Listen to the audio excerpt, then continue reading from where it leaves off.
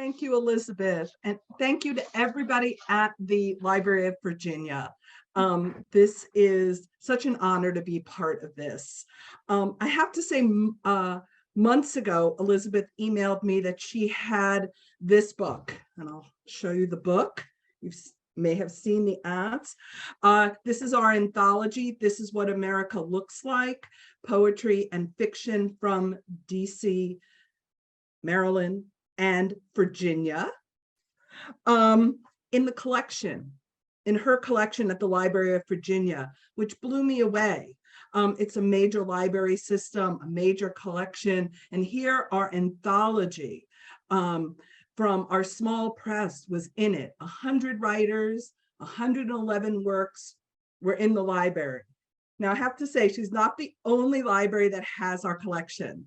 The Enoch Pratt in the Baltimore system has it. The Martin Luther King Library in DC library system has it. My own Montgomery County library system has it. How do I know this? Because since its publication in February of 2021, we've done over 20 readings with all the writers in the anthology, mostly on Zoom, a few in person, a few hybrid, and we really persisted through the start of the pandemic, which people remember was really in March of 2021, and we hadn't been expecting it as a small press with our first anthology in 25 years to launch it into a pandemic. But we persisted through the lockdowns with our readings.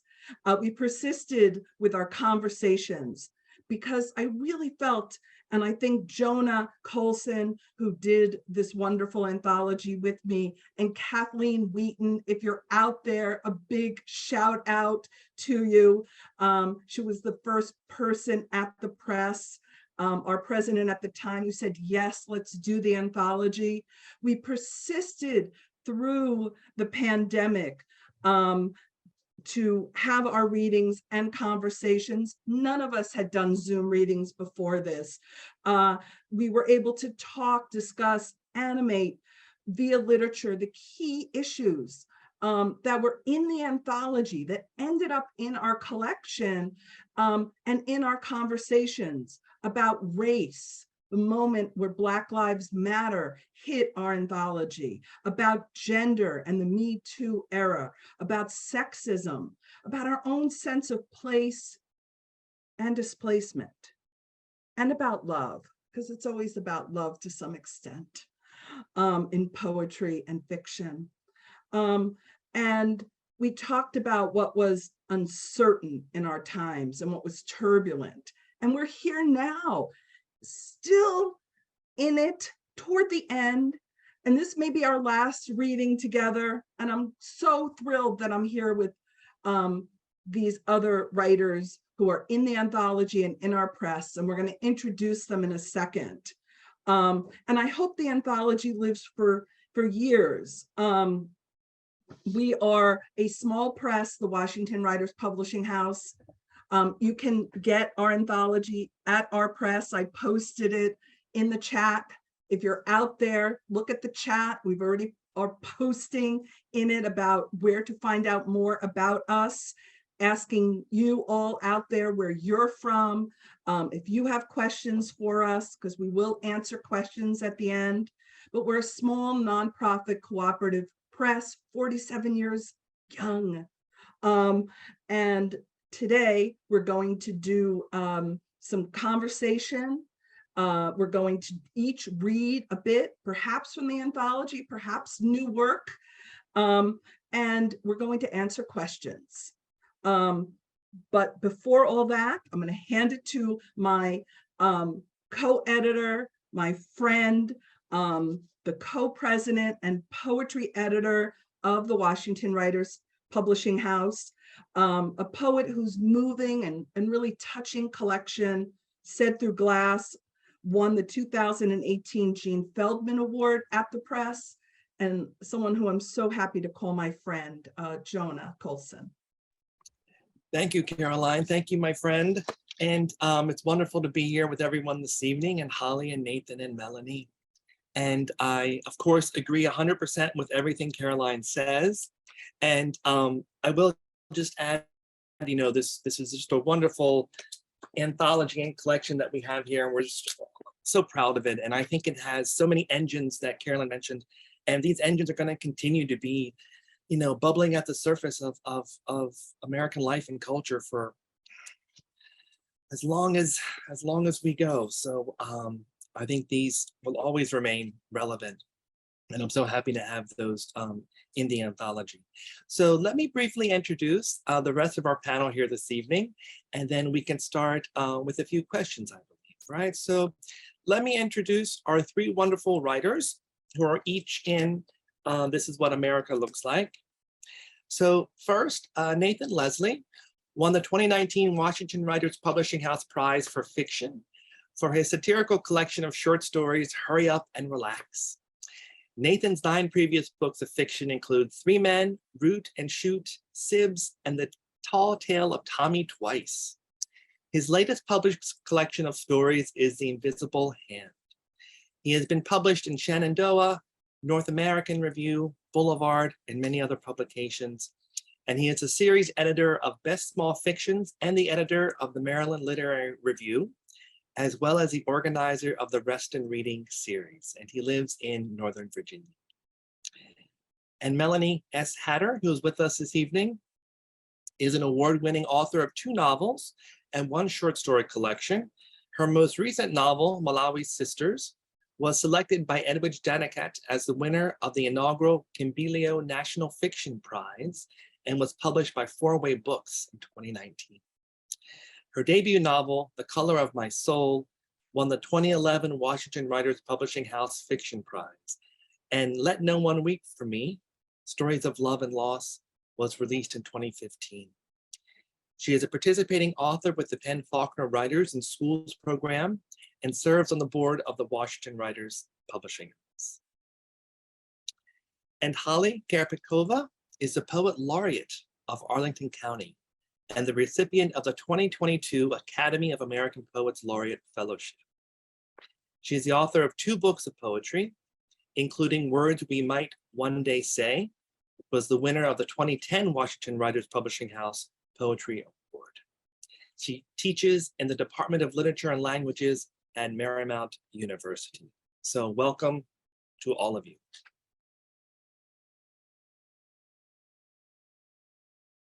So I'm going to throw it back to Caroline to start us off with the first question. Yes. So as I said, we're going to have some conversation first, and then we're going to each read a short section, and then we're going to answer your questions at the end. So my question to our fellow writers, to our panelists, is really about the pandemic. If it changed your writing or your thinking about writing, because I know it changed mine as a fiction writer, and made me go in a very different direction. I'm wondering if it had the same aspect, same impact that to you. And why don't I go back to Jona first? We'll go in alphabetical order. Sure. Thinking about that now, I guess it did change my writing. It changed my writing in a sense of, well, I was so impressed when we were getting responses to this anthology. People were writing, quickly, but also, such in the craft and so wonderfully about what was happening at the moment.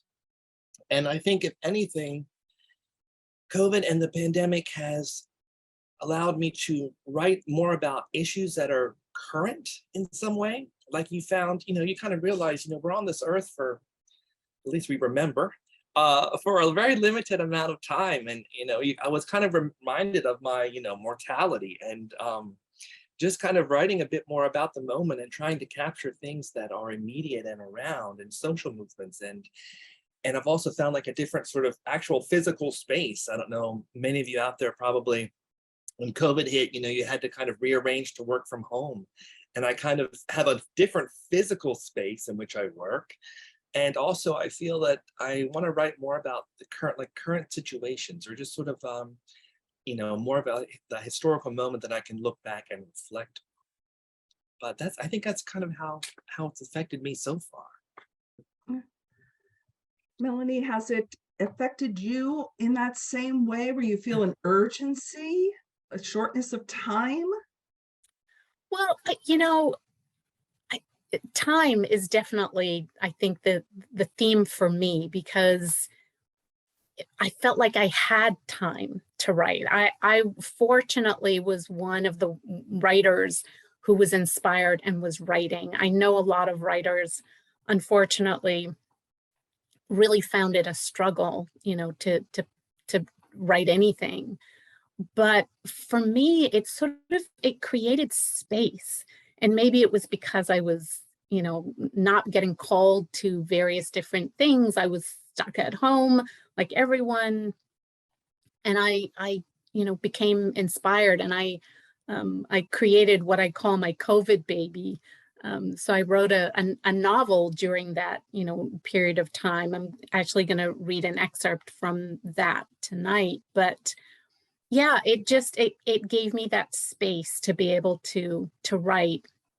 A lot of the things that I've written in the past are really, connected in some way to a lot of the things that were happening in 2020 with, just sort of the sort of racial awareness, and there was a lot of violence. And in the book that I was writing, I think I started sort of exploring sort of this connection between violence and love. Caroline, you sort of said that everything, it kind of sort of comes back to love, right? And I think that was very sort of heavy on me, this sense of love and seeking it and wanting that, because the world seemed to be exploding. So that's really sort of how it affected me in my writing. I can't wait to hear your reading then. But before that, before Holly, did you feel that you were given a sense of space and time that you didn't have before, or did it move in a different direction, your writing with the pandemic? Yeah, I did a little of both. So I've got school-age children. And so the beginning of the pandemic was total chaos. And I just felt really overwhelmed by the terror, like what was happening. Nobody knew what was happening. I mean, you remember those days of like wiping your groceries off with like Clorox before you brought it in the house. I mean, we just didn't know. And I felt very paralyzed by the fear. My children were home from school, and school was like optional. So I was like, what do I do with my kids all day? And so the first part of the pandemic, I just felt like I couldn't write anything. My daughter and I baked a lot of cookies, and I just was trying to get out of my anxiety and my headspace a little bit. But I also find that I'm not happy when I don't write. So at a certain point, I realized this was not mentally healthy for me, not writing. And so I started a practice of writing a poem a day. A couple months into the pandemic. And actually I made my daughter, who was in 4th grade at the time, and since school was optional, I was like, well, you have time too. So I made her do it with me. And we had this like really horrible book that someone had given me for Christmas one year, like, write a poem about sunshine, write a poem about, health, write a poem about love. And it gives you like these little words to use. It was this terrible book. And I was like, I will never use that book. Oh my gosh, who gave me this book? Like, what a, horrible idea. I'm a real poet. And I felt like that was like what my daughter and I used to get ourselves started with this poem a day practice. And we would both sit down, we would write a poem every day. And I bought some really pretty pens, and we made a whole thing out of it. And of course, she didn't last very long. She got sick of it really quickly. But I found that I was producing a lot of like really bad work, but in there some good work. And I just found that for my mental health, it was so, so essential to feel like I was producing something, like I was moving forward. And so I just kept up with that poem a day practice. And I doing that, I found I did really shift what I was writing about. When you write a poem every day, there are like, I've always been very politically aware, and my writing has been politically charged. A critique of white supremacy is one of the ongoing obsessions of my work that I'll never stop writing about. Obviously, I'm very engaged with women's issues and what's happening with abortion rights and gun violence, because I got kids in school, and all of those things are always in my writing. But I found that my writing got a little bit quieter and more introspective during the pandemic, probably because I was more isolated, if not like from the news. I was watching what was going on, but I just felt like I couldn't be as much of a part of things because I was at home afraid of getting sick, you know. And it also did, as Jona said, it made you start to question like those big eternal issues of what's the meaning of all of this. And I feel like my writing got really reflective and quiet in those poem a day. They were almost like meditations in a way. Wow. Well, I love that idea of a poem a day, and hopefully you're going to share a few with us. And now, Nathan, did your writing get loud or quiet? Did you write every day? It sort of retreated inward a lot in 2020, at least. In 2021, it shifted a bit, but I just found the pandemic to be so mind-blowing and stultifying at the same time. You know, it was a situation where, you know, the news was so chaotic, everything was shifting on a week-to-week basis. I just found that chaos to be very distracting, and so it made it difficult to sort of fight that with my imagination. I felt like I couldn't imagine anything stranger than what was actually happening. You know, people wearing cabbages as face masks, and I was like, okay, this is just completely ludicrous. And so I sort of retreated inward, and I focused on revision a lot, actually, and my editing. At least for about a year. And I continued to write, but it was more revision, less sort of new work. And then in 2021, I shifted out of that for sure. And I found it difficult to write about COVID simply because I felt like it was a news item, and it was sort of something that was happening out in the world that journalists were covering, and I can't compete with journalists. And so I didn't really do that, but I did sort of retreat inward and focus on my own work ultimately. And sort of like what Jona mentioned earlier, I think what came out of it for me was work that really focused on mortality, actually. I've been writing a lot, especially this past summer, much more somber work than you all heard a couple years ago when I was, you know, writing these sort of satirical pieces in 2019 or so. I sort of retreated inward and really reflected on my mortality, and I lost so many people the last couple of years in my life, not just to COVID, but to all kinds of things. And so it's been a strange time to sort of it's been a much more reflective period, but I still been writing, and I have 2 new books coming out. So I'm happy with those, but they're older books that were written pre-COVID that I've sort of refashioned and remodeled and revised over the last couple of years. Well, first, Nathan, make sure you put in chat your new book so that we have it down for posterity.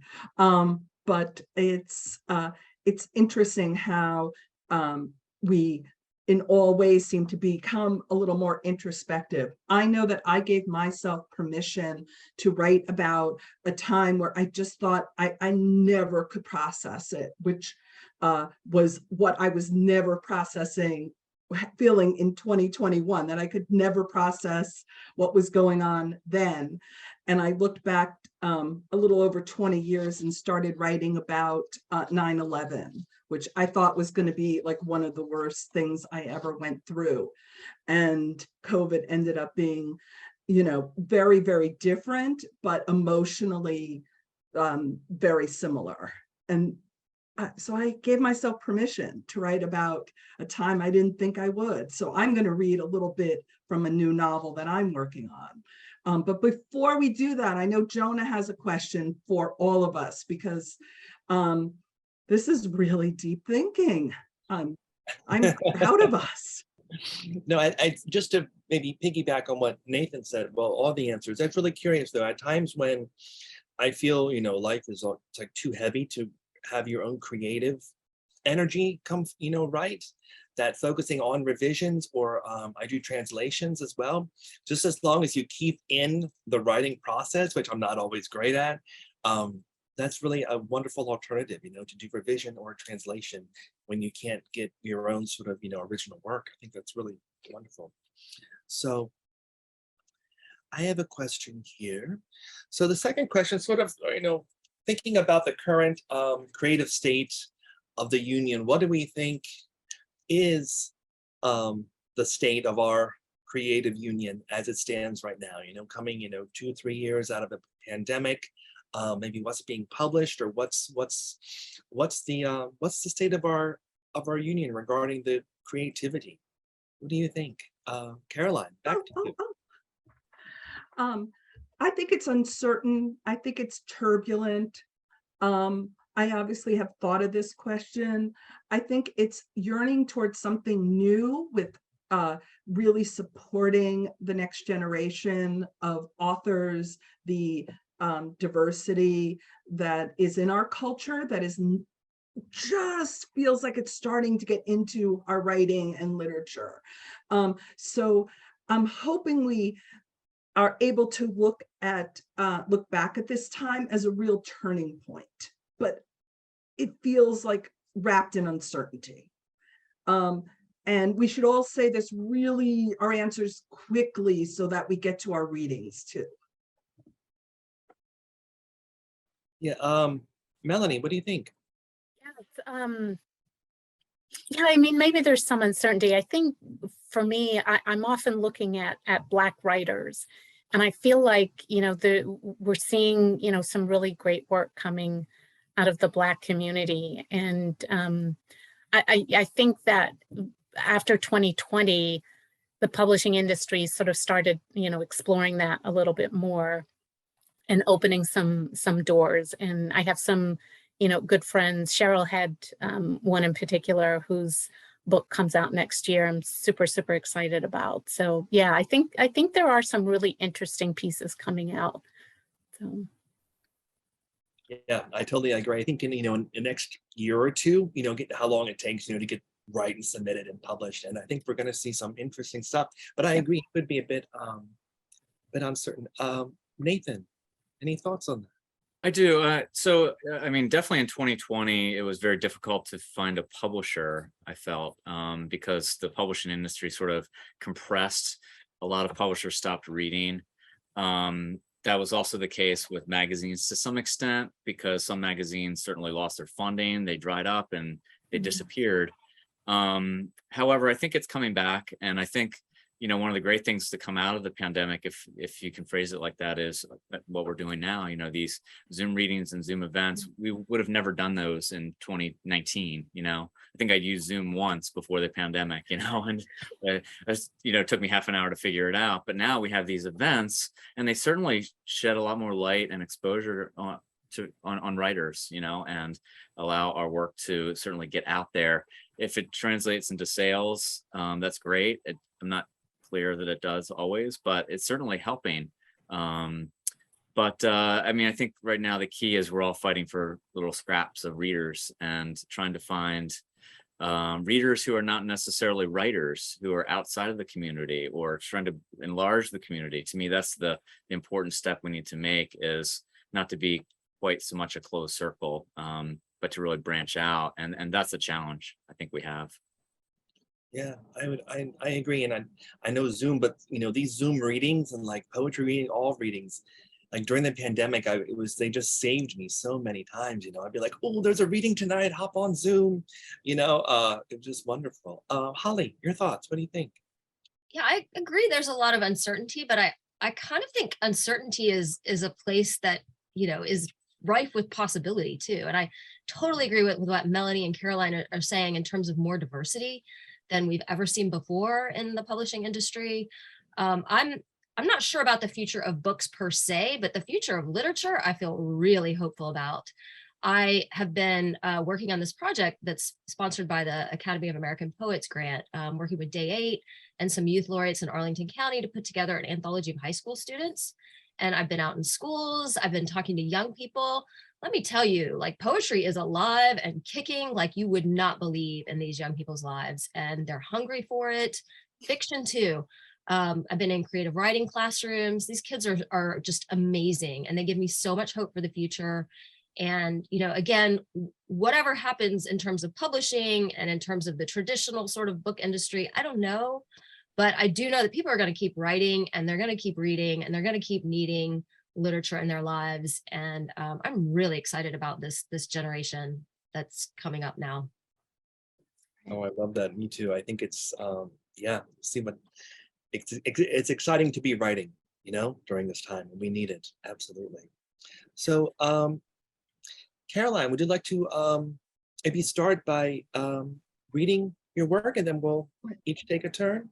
Well, on that very inspirational note, Holly, I cannot wait to see your anthology, and so happy that you're our head of poetry at the Washington Writers Publishing House. Actually, I'm so happy that all of you are here. Such smart answers. But I am going to read from my new novel. It's the first time I am reading from it.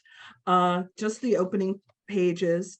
It's called Always Remember September, and it's set in December 2001. Nobody at work, especially Owen, would believe this moment.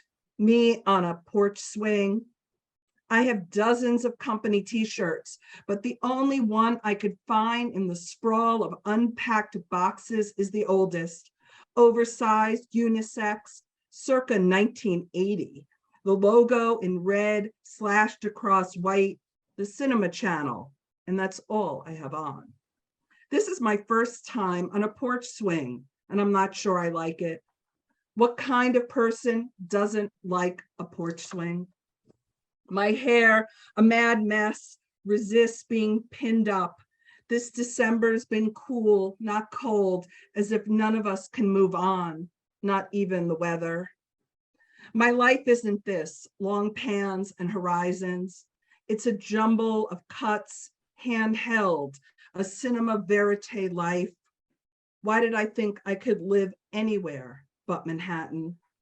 A moon must be above all these plumes of trees, stars somewhere, just not the kind of stars I usually think about. Before I start making a Sunday night list, before I slip out my BlackBerry keyboard and start checking emails and writing missives, I should go upstairs to Jack. Except the BlackBerry pulses its insistent BlackBerry ring, its own heartline. Owen's rule, no business calls after midnight, and it's him. I'm dreaming with my eyes open, dreaming of the logo, Owen says to me as soon as I answer. We don't need small talk. We've had 20 years of talk in the office, over lunches, on planes, in hotels, and if I'm keeping score, 2 years less than with my husband, with Jack. These days, Owen, the general manager, the boss, and me, his head of marketing and public relations, seem to be in a stop motion sequence, starting and stopping our conversations. A new logo and tagline, he adds. The cinema channel, America's art house. I can't think of a logo and tagline now, can I? But what I say is, funny, I was thinking of it too. I always wanted to be Katharine Hepburn, all sharp retorts, square jaws, and tight lips. I'm no Hepburn, however, and Owen's no Spencer Tracy. What do you think, A? Time for a change? He fades my name to A, just like always, so I can answer. This means a major on-air and print redesign, I say. Always the practical one, the grounded one, even on this swing. We can start the process before year end. Have the in-house team and 1 or 2 other outside agencies work on it. We have the budget, don't we? He knows as well as I do. Use it or lose it before the end of the year. Use it in the next 2 weeks, or we lose the remaining funds back to our owners, the cable operators that each hold 50% of the cinema channel. They are Owen's bosses because even the boss has a boss. Do you have any idea of what you're thinking of, Owen? No. I'll have to pull together a quick creative strategy and include Owen, of course, always Owen. Is the logo still handmade, gritty, independent, or are we aiming for something else? Sleeker, European, red carpet, Cannes.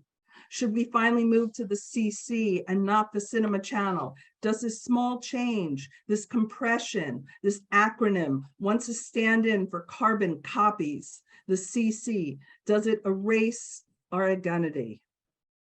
I can hear you thinking, Amy. Deep, dreamy, Owen's voice draws me back to him. He presses down on the A, a long, slow ride. I'm always debating to myself what classic movie star Owen is. Since 9/11, he's Paul Newman, a restless, broody, sandy-haired, blue-eyed Paul. I feel there's something you're not telling me, I managed to say.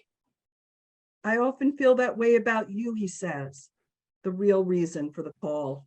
What's wrong? You being in DC, Silver Spring, Maryland. No one has ever done this at the cinema channel, divided their days between the office and home. My 4-room walk-up off 1st and 84th Street is sublet as of yesterday, the 15th of December. Owen said if anybody could split themselves in two, I could. Wasn't exactly a yes to this venture, more a dare. Are you still there, eh? Owen's alone, that's what's going on. He's either in his apartment or out at his mother's house on the South Shore of Long Island, Sunday night. He's probably in Manhattan, or he wouldn't call midnight. I'm thinking of the logo and tagline, the next steps. Then I'll see you at work. Tomorrow, Gracie has your schedule, he asks as softly as me. I don't know what day it is without Gracie. It should be a rare, slow week, the week before Christmas, a good week to block out this schedule of mine. I have Monday in the office, Monday night in a hotel using my points, and Tuesday in the office the entire day. I am debating returning to the city on Friday for our last happy hour of the year. Owen exhales, exaggerated for effect. He doesn't want to be angry with me, and I don't want him to be. How long are we going to do this, eh? Do what? Does Jack even like working at Ingenuity? Come on, how could he like it there? Jack found with my brother's help this house and he rented it. He said I'd love this porch. He likes the house. Work, I'm not too sure of yet. I know he's only been there a few weeks, but not for nothing. How could he? Owen answers himself. Ingenuity hasn't done anything fucking ingenious or even genuine for how long? I don't know how. I didn't know he was even looking for a job. Why didn't you tell me? Forget about it. You like to give me the illusion, this grand illusion, you're all about work. Is this going to be forever? What, Owen? What's forever? I don't know how long this is going to be. My head hurts, my heart. I'm never going to sleep tonight. Neither of us wants to hang up. Neither of us wants to return to the particular loneliness and aloneness of Sunday night. But Owen is the boss. Owen, I finally say, aching to keep the ache out of my voice. I'll see you tomorrow by noon. I stop the swing with the tip of my toes. I wait for him to hang up first, and I press my hand against my heart and tell it to stop. Stop. That's the open. Thank you for listening. I'm now going, thank you. I'm now going to hand the readings off to Jona to share. That was really beautiful, Caroline. Oh, thank The detail in that, totally, just really, really beautifully done. I'm just going to read three short poems. So something I've been working on are odes, but I've so if you don't like an ode, I'm sorry. You're going to have to listen to 3 odes.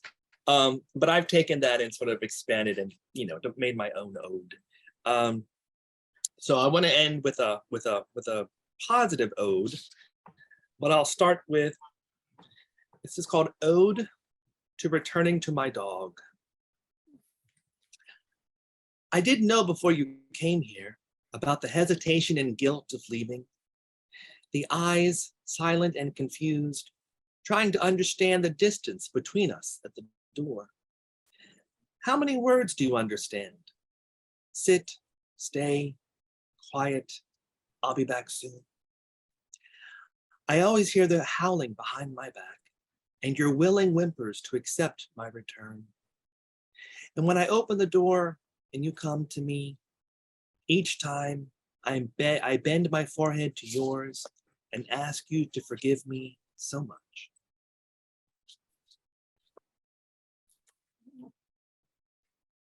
My next ode is called Ode to the Gull. This was sort of, I spent a portion, 2 weeks in Provincetown, Cape Cod, and Ode to the Gull.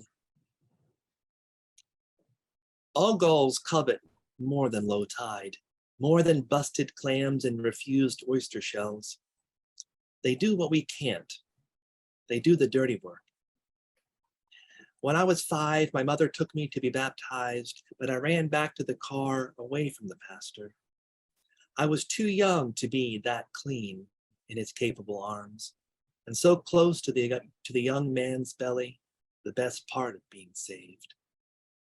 I watched this gull save the dead crab that the current carried in, planning what needs to be done. The skill she knows. First the lungs, then the spine, tiny bones, eyes, the claws long gone. The inverted carapace picked of meat and innards, prepared as if for the altar of wet sand, hollowed with dolomite, slate. Masses of seaweed and breathless scaled skins. Knowing that the best version of ourselves is perhaps after death.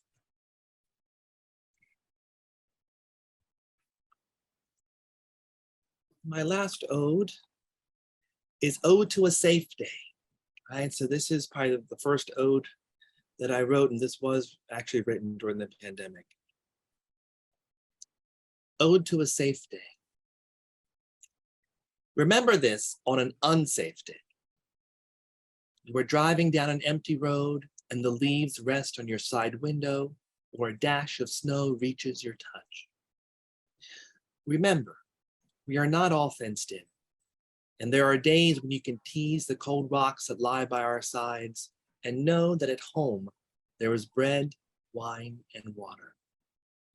No weeping, but singing. The closer you are, the stronger we feel what follows, and the footfalls heat like wood fire.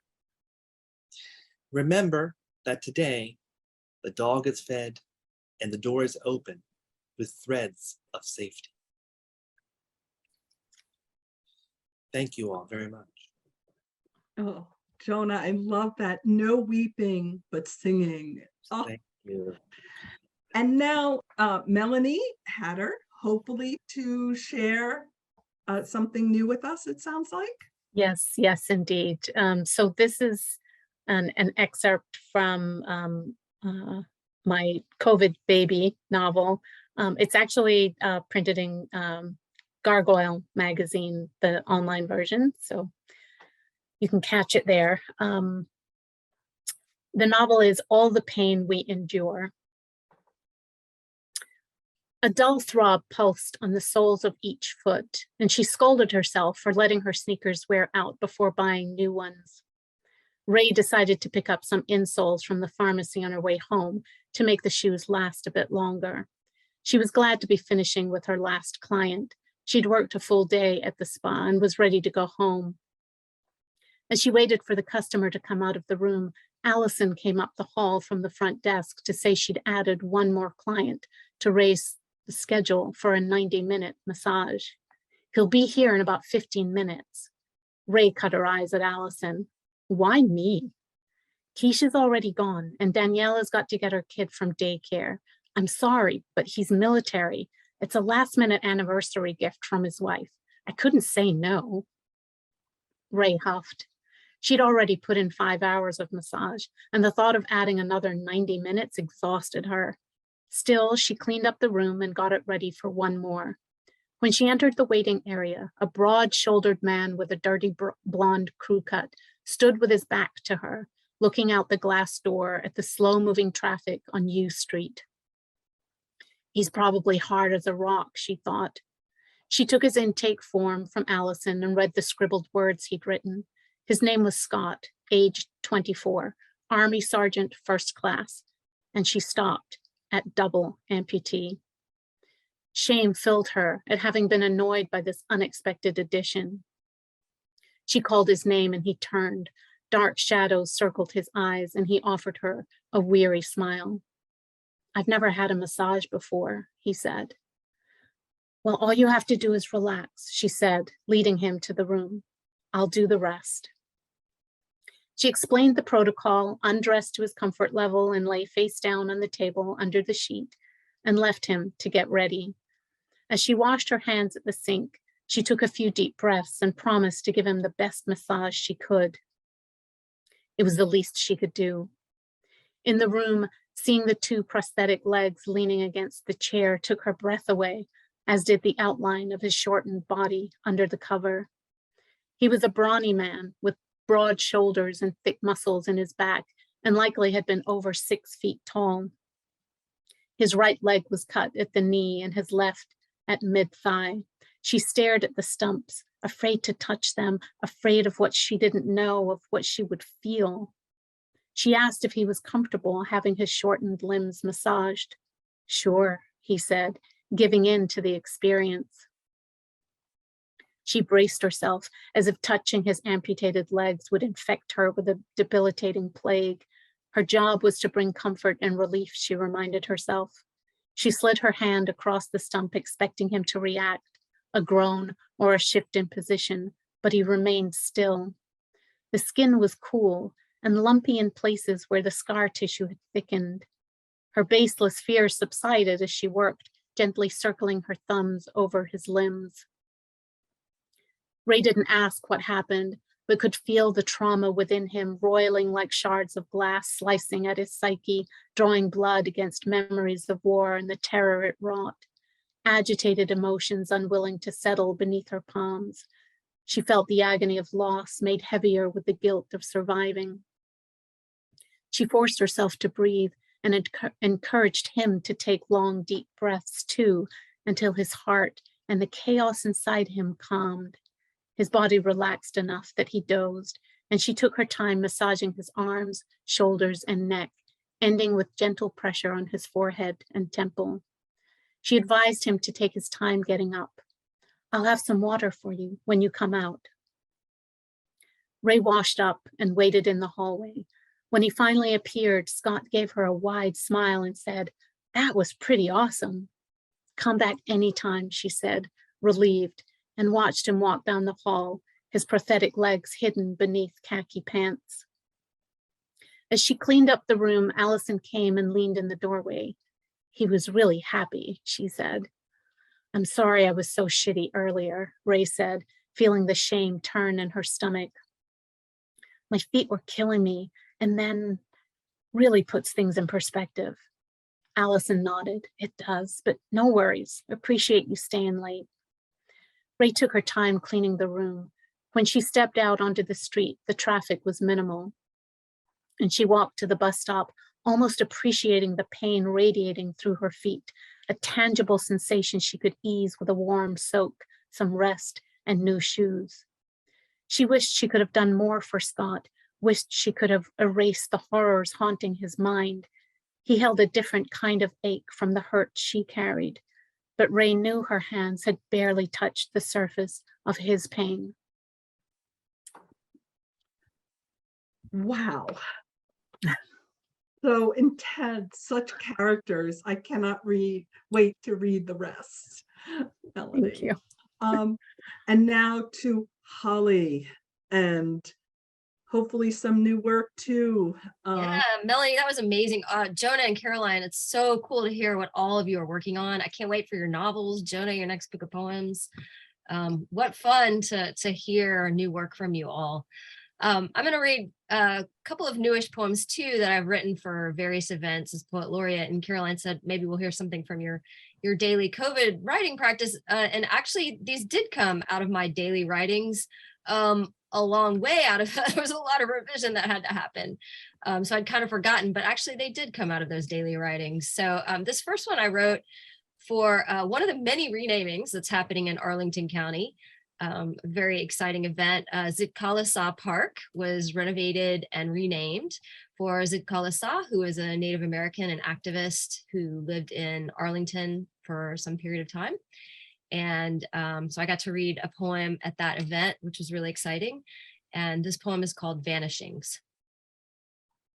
A language left to die cannot be resurrected. The sounds of Virginia Algonquian are absent in these woods. The difference between the syllables shifting into silence. For every arrowhead uncovered on this land, thousands more lie deep beneath the dirt. Sleepers refusing their secrets in this once Powhatan chieftain that's now an overpriced suburb. The map folds in upon itself, its lines forming scars, the places of theft. Draw the treaty up tight, then break it open like a clamshell, and you won't need to hide the evidence. A history written in the king's English. I want to think of the past as something other than a wound that doesn't heal. I want to come upon these suburban streets and find forests thick with trees, campfires breathing their hot smoke into the air, calling out a question in a language there's no one left to answer. And then this other poem is one that I wrote for a COVID remembrance event that we held in Arlington County. And it's a happier poem. Well, it's positive in light of all that we've been through. It's called Planting, and it's a true story. My daughter and I are planting seeds. It's early spring, the long COVID winter behind us, more uncertainty ahead. We've stopped numbering our griefs, started holding tighter to the loved ones still with us. I dig small holes with my fingers and my daughter drops in seeds, then we both smooth dirt on top. When she was younger, she worried that the seeds disappeared. She'd try to dig them up again to make sure they were okay. Now she's older, patient. She knows to leave them alone, to water them and wait. Every day she goes out with the watering can to check, and one afternoon, about a week later, she's jumping by the window, motioning for me to come outside and see the small green sprouts that will become lettuce or peas. Wow, she whispers. And because her wonder is contagious, I allow myself to be amazed too by how the earth keeps going, putting forth its tiny seeds after every long winter, having faith some of them will dig in roots and grow. Thank you.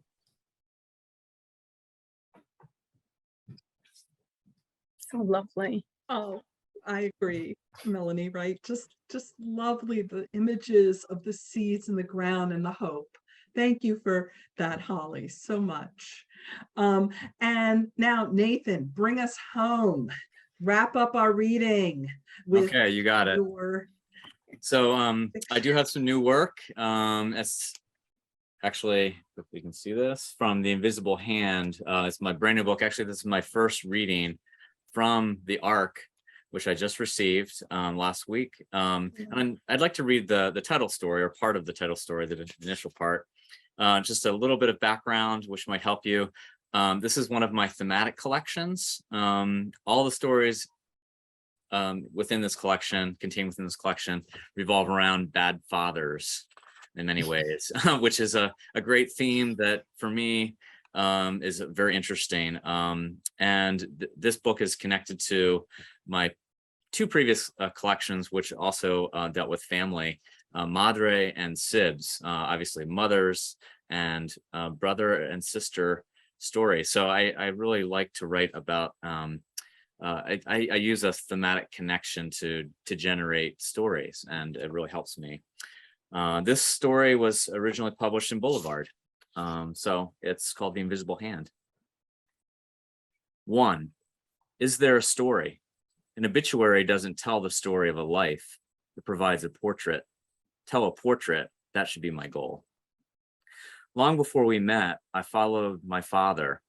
I was a young, inquisitive guy, 18 or 19. I was sort of a passive skeptic who silently questioned everything around me. I failed to verbalize my questioning. I took note.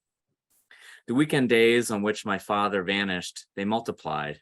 He would drive off in the morning glare, sunglasses on, a cooler of food occupying the front seat. He never told us where he was headed. Just out for a drive, he'd say, with a tone of even neutrality. The fact that he'd return 8 hours later, however, gave me pause. I'd heard of polygamists, of men with other secret wives, other families. I suspected the worst. Don't you wonder? I asked my mother. This was the beginning of her illness. In retrospect, I wonder if he knew. It's not my business, Frankie, she'd say. She'd embrace me, then pull back and pat my shoulders. The bureau needs dusting. She'd spend all day Saturday, every Saturday, cleaning. It was her therapy. This, for some reason, rent my heart in two. I thought of her as a martyr. I thought of my father as an overlord. I made my decision. 2. Arthur Sutton Lowe was an insurance. He insured others, assured them also. I somehow grew up thinking of my father's job as his chosen religion. What he did, he was. However, even as a young child, I was deeply uninterested in the day-to-day happenings at the office. Come dinner time, my father would occasionally discuss the performance of this or that insurance salesman, or recount the damage done by a certain fire, or the ins and outs of a car accident. Fires, car accidents, robbery. I should have been captivated by the bird's eye view my father provided for us. Yet this was not so. Primarily, this was not so because my father spoke softly in a kind of hushed mumble. Also, he frequently told his stories out of sequence. They were a hash. As I matured into my teenage years, my father eventually ceased discussing work altogether. Perhaps my mother sensed my lack of interest. Perhaps my father had simply given us all the angles we needed on his life at the office. Perhaps he simply shared the intimate details later with my mother. At any rate, when my mother asked him how his day went, his answer would invariably go, "Not bad." Later in the evening, my father would turn the baseball game on low and read a biography. He was fascinated by the intimate details of famous strangers, Napoleon, Tolstoy, Charles V, Einstein.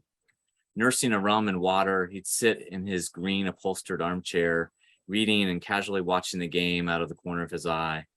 By 11, I'd see the book splayed face down on the floor.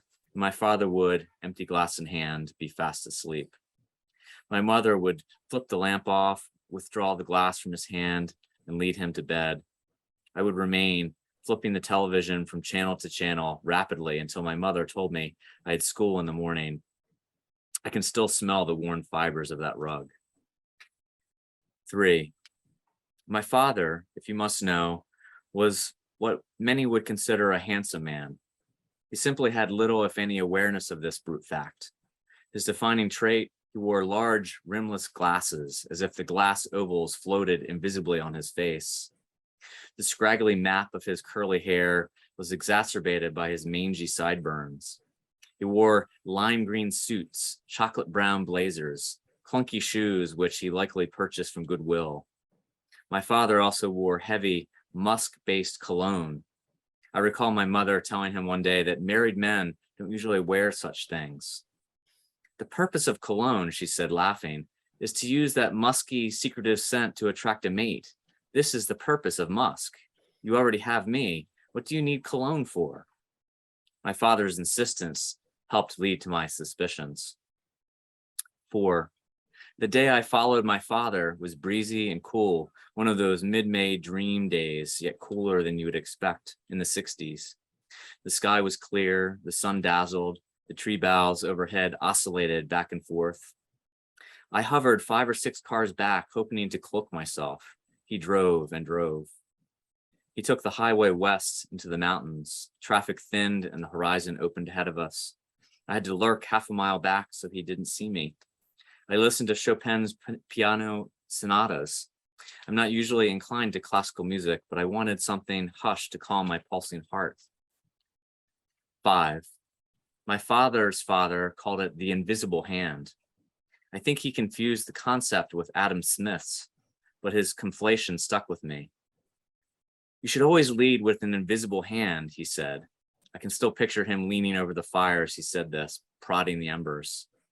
You don't need to say much to be a leader, he said. You just do what you do, and the followers will fall in line behind. That is the way it works.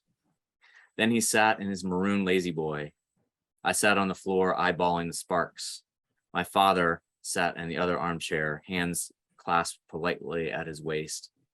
We stayed like this for a long time. My father drank a mug of hot water. The steam clouded his glasses. How's your car running? It's good, I said. It's fine. The wood burned hot and crackled. Never let other people dictate your life for you, he said. Call the shots when you have them, every time. He jabbed at the air with his forefinger.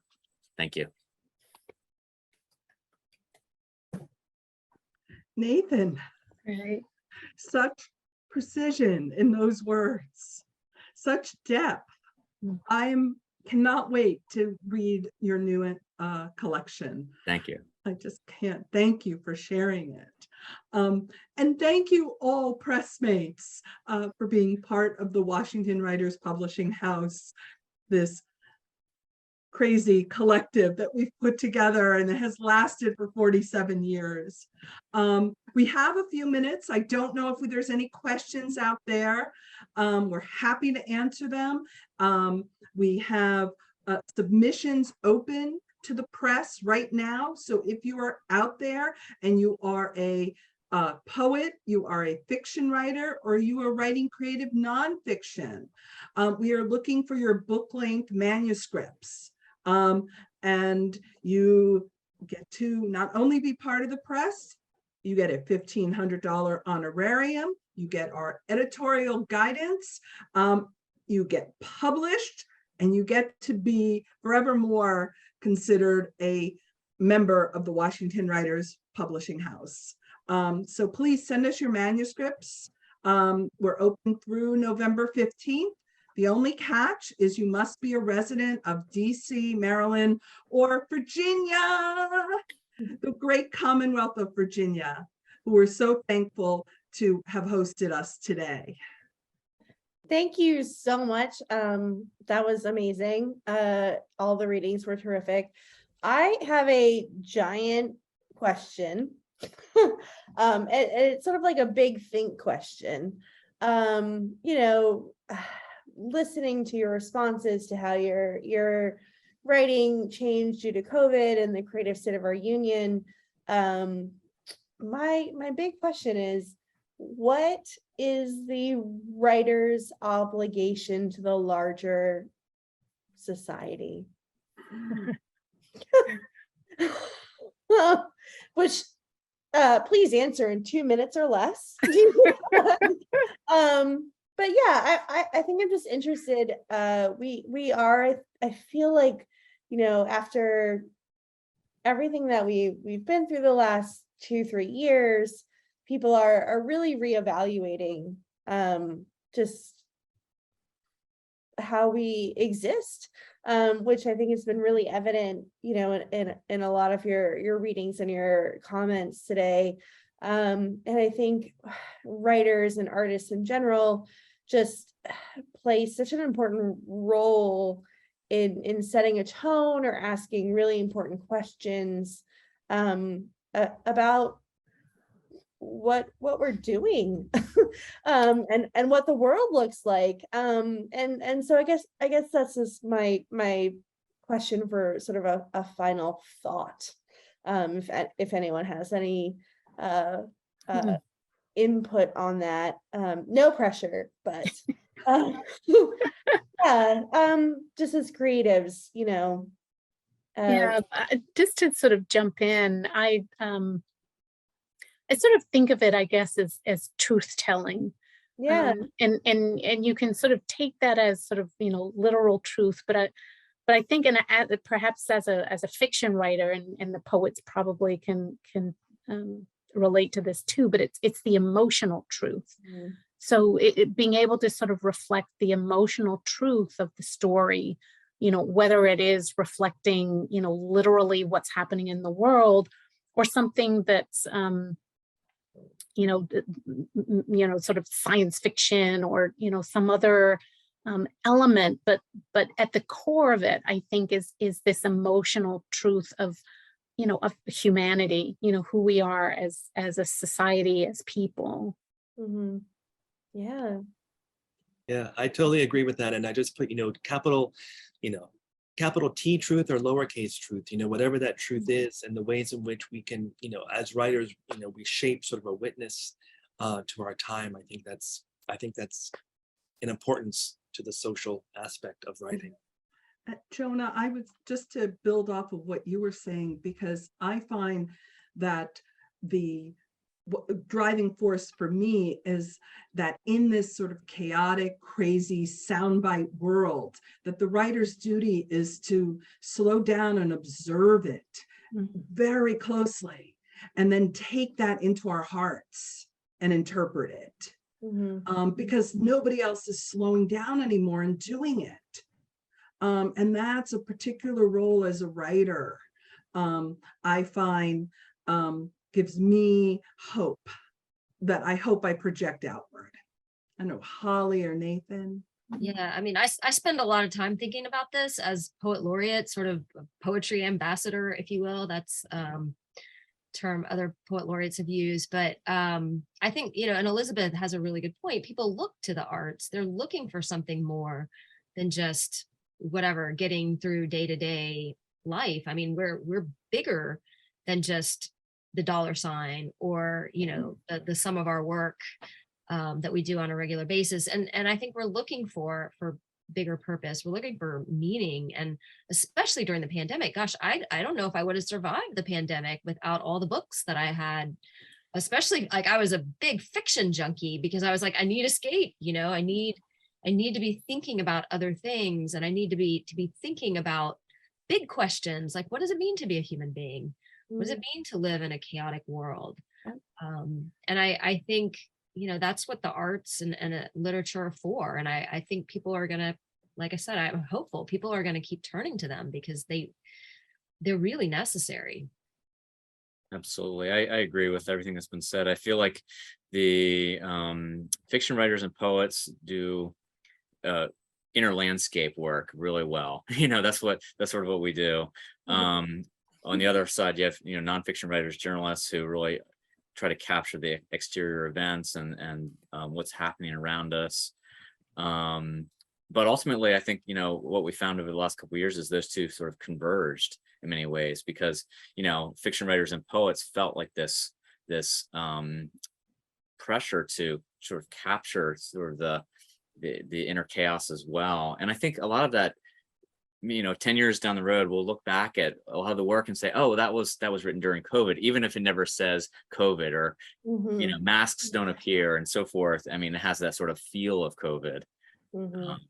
So anyway, yeah, it's a really interesting question. Yeah. Elizabeth, thank you. I think you're hearing that at least these writers are looking to the future and looking with a lot of hope and drive with our writing.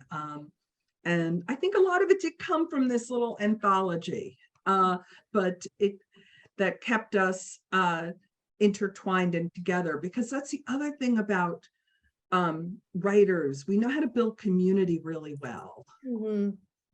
For sure. And we need, as Nathan said, we need our readers and our allies in the libraries and in the literary organizations. So thank you for doing what you do really well. Of course. Have a great evening, Yes, everybody. just thank you all. Thank you. Thank you. Thank you. Yes, thank you, everyone. Have a great night.